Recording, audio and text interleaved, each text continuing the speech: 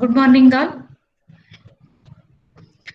Today, you are going to study about the attempt to this I discussed in the last class. Okay. Today, you are going to study the implementation of optional parts of objects. So, before that, let me see what all the topics you have studied in the last class. So, in the last class, I explained the concept of mistaking object generalization for the need to build classes at a runtime. So normally what the designer will do is they're going to build the classes during the runtime, or dynamically they are going to build the classes. So that leads to the management complexity. We need to avoid such cases. Or if the designer is not means not protecting, or they are designing the classes in the runtime itself or during the or dynamically, then instead of the compiler language, we have to go for the interpreted language, because these interpreted language supports the creation of classes at a runtime, whereas the compiled languages would not allow it. Also means if it is not possible to avoid the creation of classes at the runtime, then we can make use of the interpreted languages instead of the compiled languages, because the interpreted languages supports the creation of the classes at the runtime, whereas the compiled languages will not allow the creation of the classes during runtime. And so for that, we have considered an example of a security class. It consisting of three derived classes: bonds, stocks, and futures.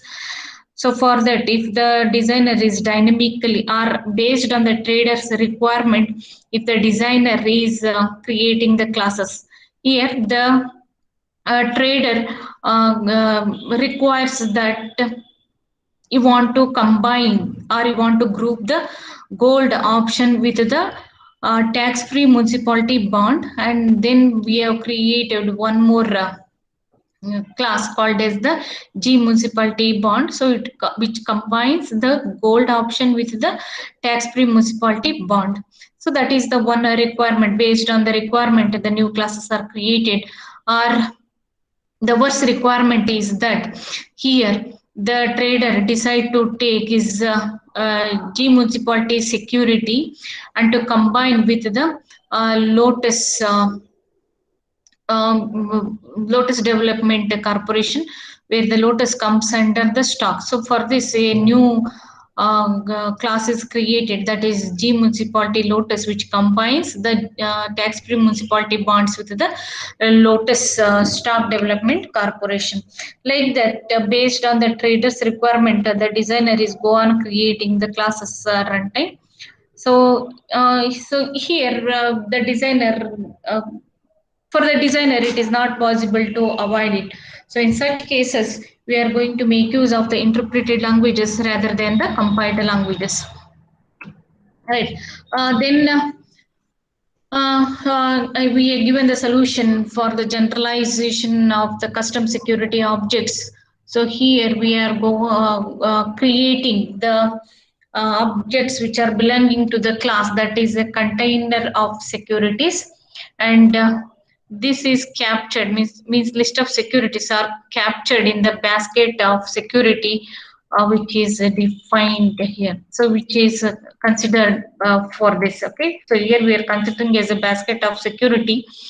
So for that, list of securities are created for the objects belonging to the container of securities, right? And after that, now we have one more new security class hierarchy, where this hierarchy consisting of the basket of security, where this basket of security class contains a list of securities, and it is also itself is a security, means it consisting, even though it consisting of list of securities, but itself is a security. So this is an unusual design we need to avoid, because it's an incorrect case, because here the class contains and inherits from the same class. So such type of designs we need to avoid, that I discussed in the last class. And after that, so far we discussed about the security classes, bonds, stocks, and futures. Here, nowhere we mentioned to find the current price of the bond or the stock or the futures. So, if the user wants to find the wants to calculate the current price of the bond or the stock, then we can define the polymorphic function called as the price. Okay, so here we have defined the polymorphic function called as the price, and by using the price formula, we can calculate the current price of the stock or the bond. Okay, so this is a solution to the generalizing custom security objects where the user wants to calculate the current price or want to know the current price of his invested bonds or stocks. And for that, we have the heuristics 5.16 that it says that if you think you need to create new classes at runtime, then take a step back and realize that what you are trying to create are objects. Now generalize these objects into a class. So don't create the classes for the objects. You can generalize those objects and you can later create the class. This is about the heuristic 5.6. And after that, we have discussed about the no operation or the now function or now method in the derived class. So for that, we have considered one example of a dog. So here we have that class called as the dog, which is having its behavior like how to bark, it knows how to chase the cats, and it know how to shake the tail, wag tail. So it is the dog know how to carry out its bark, chase cats, and wag tail. And if the dog doesn't know how to shake its tail or doesn't know wagging the tail, then we are creating the new derived class called as the dog know wag. And the wag tail is that method is also defined. Even though that method is defined, but since this derived class is created only for the dogs, they doesn't know how to wag the tail. If the dog doesn't know how to wag the tail, then there is no meaning of defining the function wag tail. So such methods are said to be no operation method, that is NOP method. So here we have the solution, but here we are overriding the function, that is wag tail method, but it is the empty method, because here no need to perform the function wag tail, because this derived class consisting of the dog that doesn't know how to wag the tails. If that is the case, then this function is not necessary, but it is overridden from the base class, and then this type of method is said to be a NOP method. So in order to because why and see whether this design is a good design or not. So because some of the designers argues that what is the wrong with that particular design. So we'll say that this is the wrong design because there is a absence of logical relationship in that. So there is no logical relationship, or we can say that the design is failed to capture the logical relationship. And the design implies these statements that all dogs know how to wag their tails. Dog no wag is a special type of dog, and dog no wag does not know how to wag its tail. If you consider these, here we'll say that logical relationship or classic logic relationships are not obeyed, and hence we can go for the better design so that we can capture the logical relationship. In this, we are just flipping these base class and derived class. So by flipping, the dog base class becomes the derived class, and dog no wag becomes the base class. This is the design. See here, this is the correct design, and here we are flipping the classes. So the dog in the previous design, dog was the base class. Now it becomes derived class, and dog no wag becomes the base class. We'll say that this is the better design. Now, because in the previous design that there was an absence of logical relationship. So hence we'll go for the better design. So it captures the logical relationship between the objects and classes. And after that, we have defined one more design or we have designed one more relationship. Here we have the all dogs becomes the base class, and the two categories of dogs, dog and the dog no wag, becomes the derived class of the all dogs class. And this solution eliminates the no operation method or function. So now problem is eliminated in this particular design. Today, next we'll see the implementation of optional parts of objects. So this is the topic that we are going to study now. That is the implementation of optional parts of objects. So once again, we'll consider the same example: dogs with a tail, dog without a tail, or dog doesn't know how to wag the tail, and we'll consider the same example. And we are defining the two types of relationships. One is called as the inheritance relationship, and other one is the containment relationship. We are defining these two relationships by considering the optional components which are present in the dog or in some other examples. So here we are considering one example, that is dog with a tail, and we'll see that. Okay. So here the dog with their tails cut off can be described as dog with a bad state. They bring up an interesting design point. Okay, so here we'll consider dog with their tails will be considered as or described as the dogs with the bad state, and we'll consider that as an interesting designing point. Then here the tail becomes the optional component, or the optional part for the dog. So if the tail is the optional component, then how we can design the inheritance relationship for that? That is the one case, and other one is the in another example, sauce is the optional component for the shrimp cocktail. Okay, so here we are considering two examples. One is dog with the tails, and second one is shrimp cocktail with the sauce or without sauce. So here sauce is an optional component for shrimp cocktail. Uh, uh, for shrimp cocktail one, whereas the tail is the optional component for the dog. If that is the case, then uh, um, uh, how we can develop the design, or we can have the design inheritance relationship or the containment relationship. So here we have the two main proposals for this design for optional components. One is called as the inheritance relationship, and other one is the containment relationship. See here we have the two types of design. One is with the inheritance relationship, and other one is with containment relationship. You know already what is an inheritance relationship and containment relationship. Here we are not going to discuss once again about the inheritance or the containment relationship. We are considering the example, and by using the inheritance relationship or the containment relationship, how we can design the things that we are discussing here. So here, as I said, the tail is the optional component for the duck. Similarly, sauce is the optional component for shrimp cocktail. If that is the case, then how we can design the inheritance relationship, and how we can have the containment relationship. See here, in the inheritance relationship, we have the dog object with the head, legs, or is the base class, and the tail is the derived class, and it inherits the properties from the base class. Similarly, for this shrimp cocktail, for this we have the shrimp lettuce, where sauce is inheriting from this shrimp lettuce.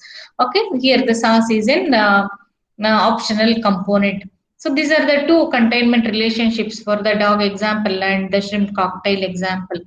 Okay, for the dog we have the head, legs, and tail, where tail is an optional component.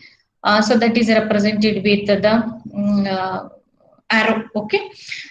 Arrow for the tail indicates that it is tail is an optional component. Similarly, in the shrimp cocktail, we have the shrimp lettuce and sauce, where sauce is an optional component. So in this way, we are having the containment relationship and the inheritance relationship for the optional components. Here, the optional components are tail for the dog class and sauce for the shrimp cocktail class.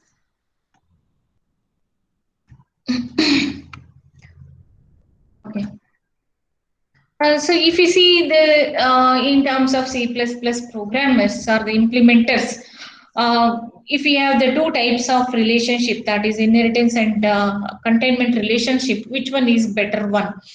So normally most of the C++ implementers or C++ programmers will choose the inheritance as the better relationship when compared to the containment relationship. Why? Because C++ can use the null pointer to implement the DAO without their optional tail. Okay. So here no tail is an optional component, right? Okay, so here how that can be implemented. So the C++ implementers will make use of the inheritance relationship because C++ will use the null pointer to implement the docs without their optional tail. Hence, most of the implementers will go for the inheritance relationship rather than the containment relationship. This implies that wagtail method would need to perform a conditional test on the pointer before sending the message. See here we have the wagtail operation is there, right? So this need to perform a conditional test on the pointer. So you need to perform the conditional test before sending the message. And here we are trying to eliminate the explicit case analysis, and hence the inheritance seems to be a better solution when compared to the containment relationship. So one solution is why the C++ programmers are going for inheritance relationship is one solution or one reason is that the C++ programmers can use or can make use of the null pointer to implement the docs without their optional tail. And the second one is by using the inheritance relationship, we can eliminate the explicit case analysis. So that is present in the structure oriented program, right? So here in the object oriented program, we can eliminate that explicit case analysis by using the inheritance relationship. So these are the two reasons why most of the C++ implementers or C++ programmers will go for inheritance relationship rather than the containment relationship. So this is about one example, that is dog with the tail without tail, or where tail is the optional component. Similarly for shrimp cocktail where sauce is the optional component. We'll consider one more example of a house. Okay, here we are considering one more example of a house where the house consisting of the heating system, cooling system, plumbing system and electric system. So the house, here we are considering the house as a class, okay, which consisting of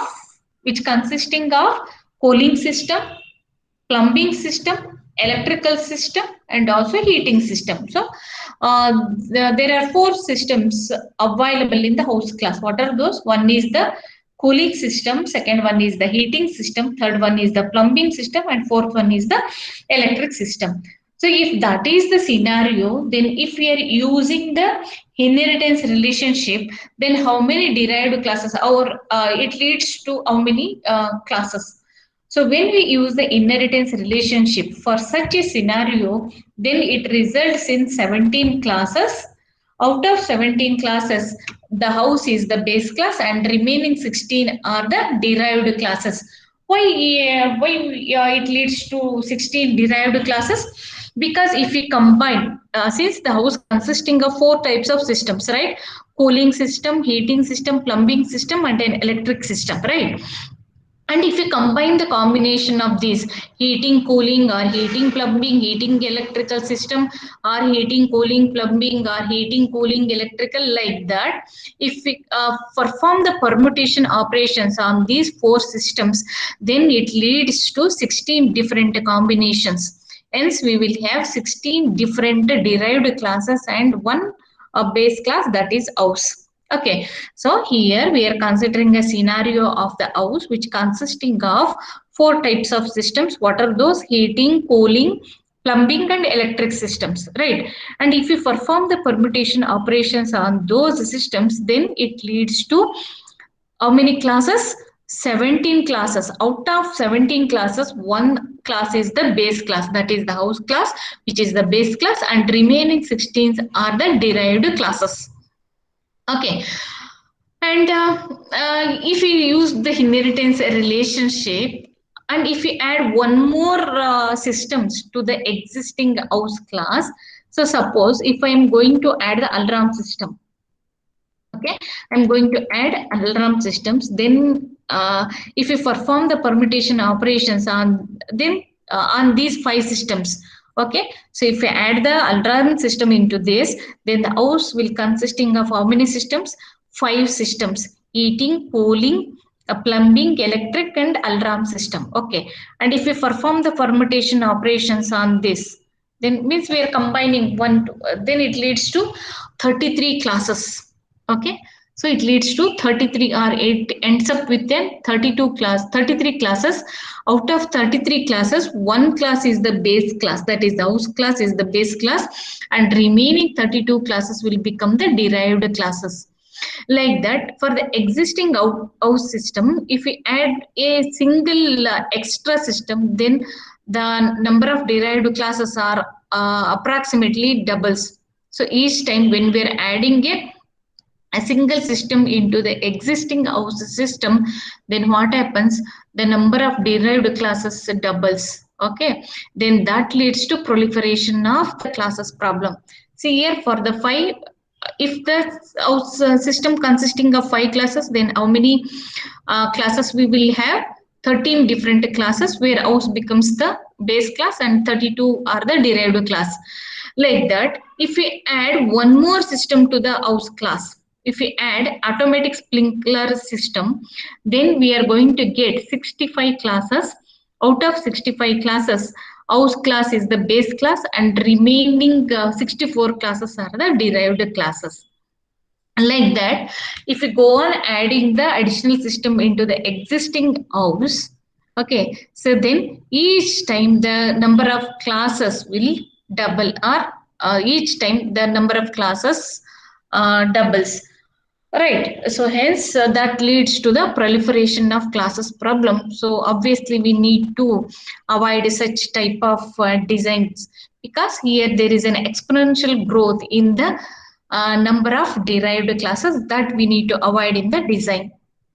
Hence, instead of the inheritance relationship, we will go for the containment relationship for such cases. So why? Because in the inheritance relationship, it leads to the proliferation of classes problem. Proliferation of classes problem is, what is the proliferation of classes problem? Right? What is that? Tell me, what is proliferation of classes problem? Creating of duplicate classes. Yes, creation of more number of duplicate classes, or creation of more and more number of classes is called as the proliferation of classes problem. So if we use the inheritance relationship, so that leads to proliferation of classes problem for the house example. So in order to avoid that, we can go for the better design. In the better in that design, we can avoid the proliferation of classes problem. There, here we are using the containment relationship rather than the inheritance relationship. In inheritance relationship, proliferation of classes problem arises. In order to avoid that, we'll go for the containment. So the solution to the proliferation of problem is the use of containment relationship by reference. You have already studied containment by value and containment by reference, right? In the previous chapter, I explained what is containment by value and containment by reference, right? So here we are considering that containment by reference whenever there are two or more optional components exist. So here we will have the optional components. If optional components exist, and if we go for inheritance relationship, then it leads to proliferation of classes problem. To avoid that, we can go for alternate design. In the alternate design, we are making use of the containment relationship. uh, this is the resultant design by using the containment by reference relationship. So here we are avoiding the proliferation of classes problem. So in order to be consistent, most designers will use this choice when there is only one optional component. So this is about the implementation of optional parts of objects. there is a heuristic for that, the heuristic 5.80. So this says that do not confuse optional containment with the need for inheritance. Modeling optional containment with inheritance will lead to a proliferation of classes. So we should be careful when we are designing the inheritance relationship or the containment relationship for the optional objects. So we should not be confused with the optional containment with the need for inheritance. So modeling optional containment with inheritance will lead to a proliferation of classes problem. If you want to avoid the proliferation of classes problem, then we can go for containment relationship rather than the inheritance relationship. So this is about the implementation of optional parts of objects. Next we'll see the problem with no optimal solution. A problem with no optimal solution. So far we have discussed different examples and the solutions for the different problems, right?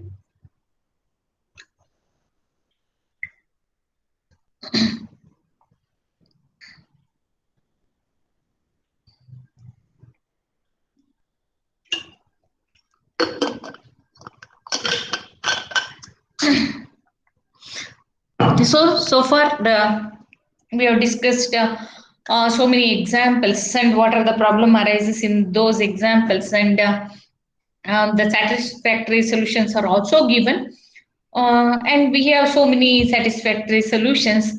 But what happens if you consider once again the fruit basket example? For that there exist no satisfactory solutions, because even if you go for one or other solution, each solution is having some major drawback. For example, if you consider the fruit basket, which consisting of different types of fruits such as apples, oranges, or banana. So this example I already explained, right? We have the fruit basket, the basket consisting of different types of fruits like apple, banana, and orange. Then we are having the fruit list that can be implemented by using explicit case analysis, or by using the nested if then else statement that I explained. After that, we have given the solution by using the polymorphic functions, right? Or by using polymorphism, how we can get the cost of a particular fruit, that I explained in the previous chapter, right? So we'll consider the same fruit basket example here. As I said, we already discussed the role of polymorphism in this example, and we designed the fruit basket containing a mixed list of fruits. And this mixed list design is useful for many operations defined for fruit baskets. And in that, we have decided that one of the derived class has a special behavior that the others do not. So, for example, if you consider the fruit basket as the class, for that we have defined three different derived classes: one for apple, one for orange, and one for banana. While defining the derived classes, we assumed that each derived class is having a special behavior where other derived class doesn't. That's why we are defining the different derived classes for each type of fruit. Why? Right? While defining the derived classes, we assumed that each derived class is having a special behavior. Right. But now we'll consider that the designer wishes to iterate over all of the fruit in the list for some operations. Then we would like to look at only at the objects of a particular derived class. Now, what the designer want to do, he wants to or wishes to iterate over all of the fruits in the list for some operations, but to look only at the objects of a particular derived class. So here we are performing this different operations, or we are performing some operations on the fruits in the list, but we are looking into the objects of a particular derived class.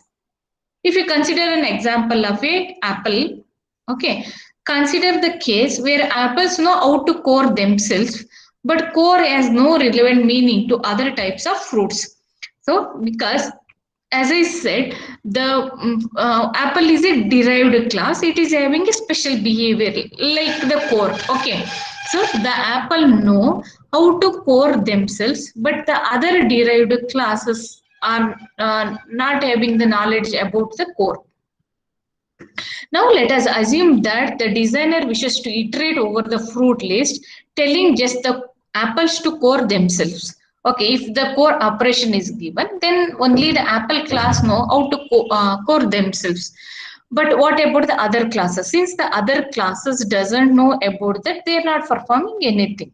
Okay, so how this can be accomplished? We cannot iterate over the fruit class because telling them to core themselves, since only certain fruit know the meaning of that operation. So here we know that only apple knows the meaning of core operation, and the remaining fruits doesn't know the meaning of the core.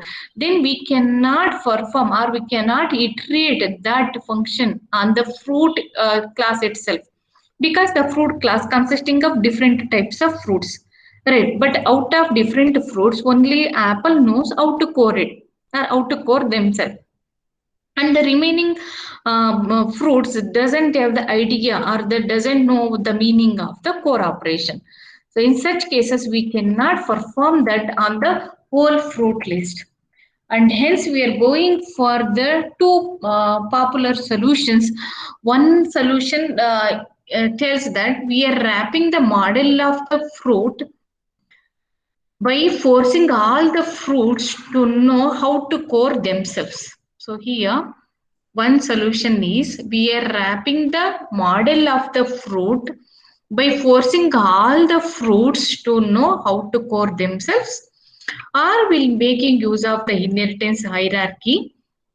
Here we'll force the user of the fruit hierarchy to perform a large amount of bookkeeping. So here the user will perform a large amount of bookkeeping. So we are forcing the user to perform the bookkeeping operation in the inheritance hierarchy.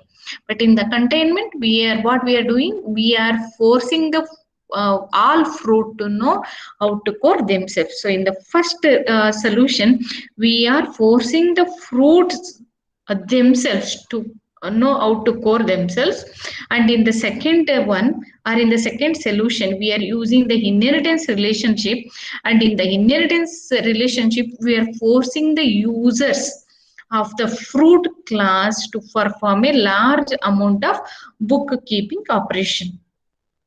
And even though this is the better solution, but before dealing with this solution, let us see that. So it is important to show that the problem actually exists before discussing the possible solutions. So here we are given the possible solutions, but before that we'll see that the problem actually occurs. And why the problem occurs? The problem occurs due to the naming problems of the methods. So here the problem, even though the fruit basket consisting of different fruits and some fruits know what different operations like that, but the problem is existed due to the naming problems of the methods. So by if we avoid these naming problems, then we can go for better solution. Consider this inheritance hierarchy. We have the fruit as the base class, and apple, orange and banana are the derived class, and here we are using the print cast and also the core for the apple, or section for the orange and peel for the banana. If that is the case, what happens? If the designer wants to send the apples the core message, the orange the section message, and the bananas the field message, then the real problem is found in the naming of the message. And we'll go for the better solution to state that all fruit know how to prepare themselves, whether it is the core themselves or section themselves or peel themselves.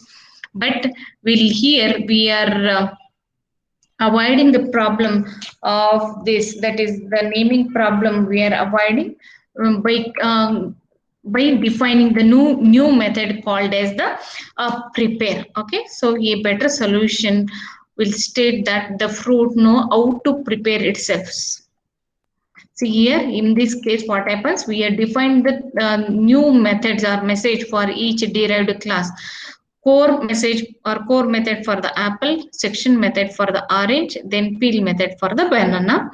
If what happens, if the designer wants to send the core message to apple, section message to orange, and peel message to a banana, then the problem found in the naming of the messages.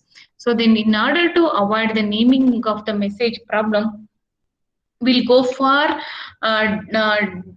defining the default method. So we'll go for defining the default method that is called as the prepare. And here the prepare is the, it is a purely polymorphic function, and it is defined in the fruit class. And the core message of the apple, section message of the orange, and the peel message of the banana are all renamed as the prepare. Okay, instead of the core, section, or the peel, we are considering or renaming those messages as the prepare message, where while defining this polymorphic function, we'll assume that the fruit know how to prepare themselves. Means the apple know how to core themselves, oranges knows how to section themselves, and bananas knows how to peel themselves. So in order to avoid this naming problem, we are using a polymorphic function called as the prepare, or we are defining a new polymorphic function called as the prepare. And while defining this default method, we assume that the fruit know how to prepare themselves. Okay, and hence the core message of the apple, section message of the orange, and field message of the banana are renamed as these messages are renamed as prepare, and the naming problem is solved. Okay, so this is the better solution when compared to this. So in this, with the naming problem arises, and hence we'll go for the new polymorphic function, that is prepare. Okay, using prepare, the naming problem is resolved.